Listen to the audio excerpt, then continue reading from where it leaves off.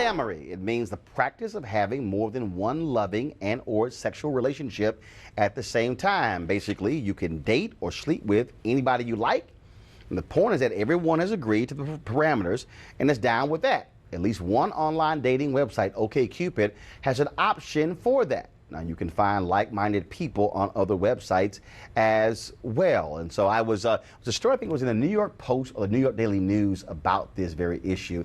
And I said, you know what, we have got to bring back sexologist Michelle Hope to talk about this. She joins us via Skype from New York City. Michelle, always good to see you. Good morning. How are you? All right. So explain exactly what is this polyamory? Is it a major thing? I mean, I don't know if it's anything different than a regular relationship you would have with one person. Its only difference is that you're engaging in multiple relationships at the same time, which, let's face it, a lot of us have done that without being honest about it. The idea of ethical polyamory is where you are being honest and open and forthcoming with your multiple partners about the fact that you have multiple partners. I think that for the communities of color, we oftentimes don't want to have the tough conversations, or maybe because of some fear we might have, we feel like we might be judged. We kind of try to keep it in the closet. So then we're really having polyamorous relationships, but we're just not being honest about it.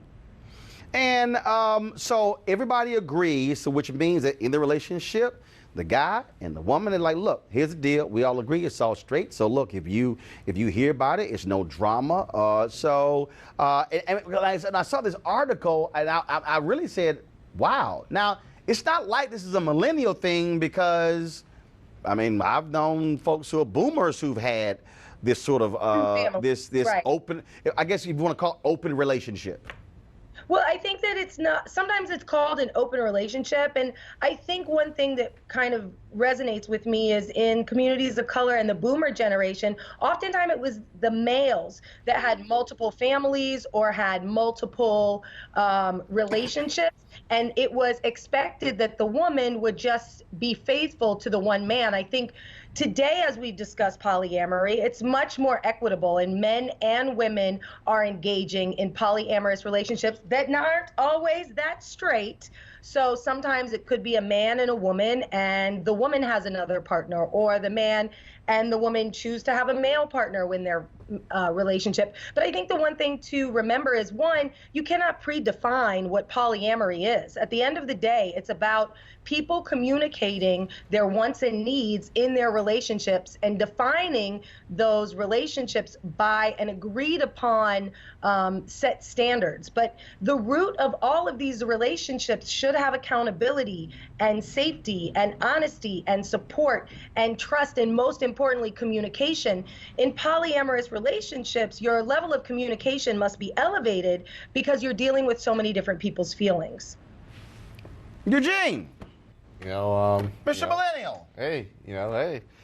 In the words of the great philosopher Shawn Carter, it's been my philosophy, what's a menage a trois when you found your soulmate. Not a lifestyle I live, but, hey, I guess to each his own, if you're going hoe, why not hoe with your partner? Monique was very impressed with you quoting Jay-Z right there. Right. I had to match her D right earlier. Hoeing. Let's not slut shame. Let's not. Well, I'm not slut shaming, but You did say hoeing. I think that is slut shaming. Okay. No. Hold on. So if we say hoeing, guys hoe too. And that's slut shaming. Listen. It went from Papa was a Rolling Stone to Papa and Mama Rolling Stones together. What'd you say? Say what? I said it went from Papa was a Rolling Stone to Papa and Mama are Rolling Stones together. Okay. All right, Monique, your thoughts? I think that people who are going to enter into consensual sexual relationships with honesty, as she just said, and with safety, are adult U.S. citizens or citizens of the world who can do so. It doesn't coincide with my value system as a Christian or a woman. I think that relationships that are intimate and committed can last long term, and that certainly when you bring children into it, I mean, it would just, this type of relationship to me would make for a lot of confusion, even if I didn't have a value or oriented stance against it, but that doesn't mean that I'm not glad to see that the control seat has been taken away from the man in the way that these used to be done, which was filled with a lot of lying and cheating and some devoted woman driving herself crazy behind her lying, cheating husband. Let's do away with that and move forward towards something that at least is more centered in that what's good for the goose is good for the gander. Michelle, go ahead. I think that one thing we need to remember is that prior to the indoctrination of Christianity, we were a much more matriarchal society. And that being said, women for long periods of time didn't have just one partner, but had multiple, therefore creating the notion that it takes a village to raise a child. So I would hold off on judgment of it being not a Christian thing or not a womanly thing to have multiple partners, because when we look back to our ancestry, we were in a space where it was a very communal environment. And I think that it's not about being hoe type or living a hoe lifestyle. I think it's really living the most authentic lifestyle that is for each his own. I am one to say, as long as it's consensual, let your freak flag fly and be happy with who you are without lying. She loved getting that in. Let your freak flag fly. Douglas? No. I mean, but we've seen they've been doing this in Utah with the Mormons for many, many years now. So it's not something that's completely new regarding a polyamory relationship. And with the divorce rate being what it is, again, with consenting adults and communication being key, I think that it's something that I wouldn't find. I don't have any problem with people doing it. So Michelle, interesting. Monique said, yeah, but the difference between that, what Douglas talked about, what happens with the Mormons, that's the guys. So I don't believe that in the Mormon faith that women are allowed to have multiple husbands, correct?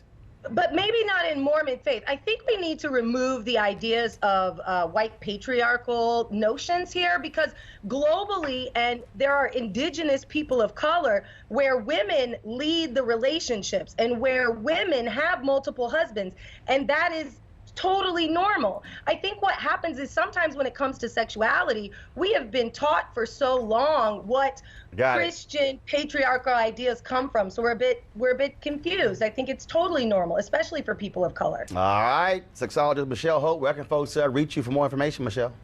You guys can check me out on my website, www.mhsexpert.com, or on all social media platforms at mhsexpert.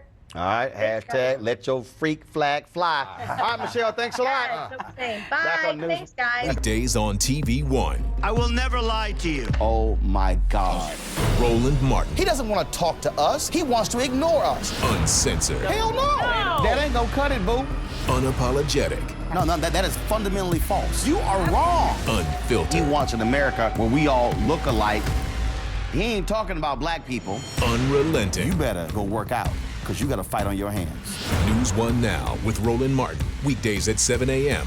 on TV One.